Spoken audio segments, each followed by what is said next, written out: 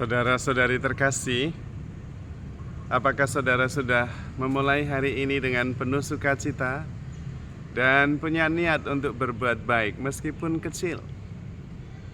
Semoga Tuhan memberkati niat baik saudara. Hari ini saya ingin berbicara tentang hidup rohani. Hidup rohani itu apa sebetulnya? Hidup rohani adalah hidup di dalam roh, yaitu menyadari diri bahwa saya adalah makhluk rohani dengan ekspresi jasmani. Bukan sebaliknya, mengalami diri sebagai manusia jasmaniah dengan pengalaman rohani. Itu terbalik. Dan itu yang seringkali terjadi. Kita menyadari diri, mengalami diri sebagai manusia jasmani yang kadang-kadang punya pengalaman rohani. Nah, itu terbalik.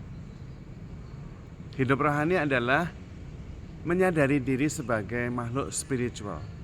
Dalam bahasa Teilhard de Chardin, seorang imam Yesuit dari Prancis, ia mengatakan begini: "We are a spiritual being with human experience." Nah, itu yang benar. Lalu caranya bagaimana? Sebetulnya caranya sederhana, yaitu membuat jarak antara saya dan kepunyaan saya. Saya dan bukan saya. I and mine. Semua yang mine, milik saya, itu bukan saya.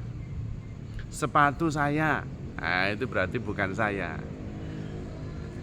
Kacamata saya, tidak bisa kita mengatakan saya adalah kacamata. Oh, kacamata saya ya berarti bukan saya. Semua yang bisa dikatakan sebagai my hand, my eyes, itu bukan saya. Dan itu banyak sekali, termasuk my body, my mind, my house, my work, my job. Itu bukan saya. Tetapi seringkali kita tidak mampu membuat jarak antara saya dan kepunyaan saya. Karena itu ketika dalam diskusi pendapat saya ditolak, saya tersinggung. Saya merasa ditolak. Nah, itu nggak bisa membuat pembedaan antara saya dan pendapat saya. Yang tidak disetujui itu pendapat saya, bukan saya. Tapi karena tidak bisa membuat jarak, seolah-olah saya ya pendapat saya ya saya. Nah, itu yang membuat kacau balau. Semua yang bukan saya bisa dilepaskan, termasuk my suffering, penderitaan saya, yaitu bukan saya, itu bisa dilepas, bisa di let it go, bisa dibiarkan pergi. Apalagi yang namanya ego, my ego, yaitu bukan saya, itu bisa dilepaskan. Karena ego itu juga sumber masalah. Maka kalau kita bisa membuat batasan yang jelas antara I dan mine, saya dan kepunyaan saya dan bukan saya. Nah, kita kemudian hidup di dalam roh. Karena kemudian saya menyadari siapa diri saya yang sebenarnya. Bukan tubuh saya, bukan pikiran saya, tetapi adalah kesadaran saya. Saya adalah hidup itu sendiri. Saya adalah kasih itu sendiri. Dan kalau kita bisa mengalami diri sebagai kasih, sebagai hidup, maka tidak ada batas. Tidak ada juga penderitaan. Karena penderitaan itu berarti penderitaanku. Bukan I am suffering, bukan, tidak mungkin. I'm not suffering. Tapi kalau mengalami diri sebagai penderitaan, ya sudah, harus mulai menyadari diri bahwa saya bukan penderitaan. I am love. Karena kita diciptakan oleh Allah sebagai citra Allah. Dan itu berarti kasih. Karena Allah adalah kasih. Apalagi kalau kita menyadari bahwa kita selalu ada di dalam kasih Allah. Tidak pernah kita bisa lari dari Tuhan. Tidak pernah kita pergi ke suatu tempat yang Tuhan tidak ada. Itu seperti ikan kecil di dalam samudra. Dia tidak bisa pergi keluar dari samudra. Kemanapun dia pergi ya di dalam samudra. Itulah kita.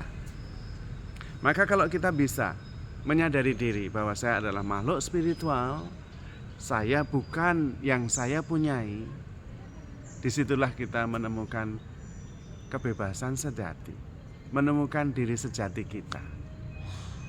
Dan kemudian jalannya supaya bisa menjaga jarak antara saya dan kepunyaan saya adalah menyerahkan semua kepunyaan saya kepada Tuhan.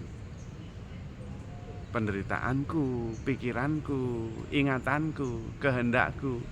Susipe, doanya Santo Ignatius dari Loyola. Serahkan semua kepada Tuhan. Semuanya diserahkan. Lalu yang sisa apa?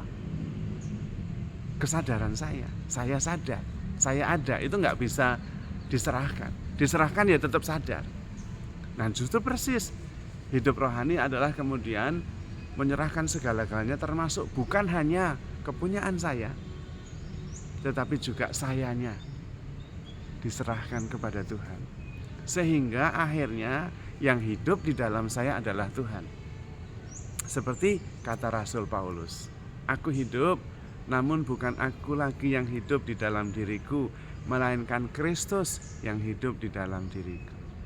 Pada saat itu selesai sudah. Jumbuing kawula Gusti, bersatunya Allah dan manusia. Kesatuan Allah dan manusia secara mistik. Disitulah keselamatan, itulah shalom, itulah damai sejahtera, dan itulah surga. Maka surga itu tidak ada di tempat di mana-mana, ya ada di dalam diri kita itu sendiri. Ketika kita bisa memisahkan antara saya dan kepunyaan saya dan bukan saya, dan kemudian semua diserahkan kepada Tuhan, supaya saya dan Tuhan ada dalam satu kesadaran yang sama. Dan di situ tidak ada lagi my suffering, dan itu sudah dilepaskan. Penderitaanku ya nggak ada lagi. My anger yang nggak ada lagi. Yang ada adalah I am, saya ada, saya sadar. Tidak ada lagi anger. Anger juga bisa dilepas karena bukan saya. Suffering bisa dilepas, penderitaan itu bisa dilepaskan saja. Sakit hati bisa dilepas, nggak usah diperjuangkan. Sakit hati kok diperjuangkan. Semua yang bukan saya dilepas, sehingga tidak ada lagi tersinggung, sakit hati, marah, dendam, tidak ada. Yang ada adalah cinta. I am love, I am life. Saya adalah hidup itu sendiri. Dan karena itu saya bisa menghayati setiap peristiwa sebagai sebuah mujizat. Karena saya bisa ambil bagian dalam kehidupan yang hanya sekali terjadi, tak pernah terulang. Maka saudara-saudari terkasih, kalau Anda masih menderita, Anda masih sakit hati, perlu hidup di dalam roh. Buah-buah roh adalah sukacita, damai sejahtera, rasa syukur, kasih setia. Disitulah kita kemudian menghayati hidup ini sebagai hidup yang menakjubkan. A wonderful life, amazing life. Terutama karena kita sadar bahwa kita selalu ada di dalam Tuhan yang menyelenggarakan hidup ini dengan sangat bijaksana.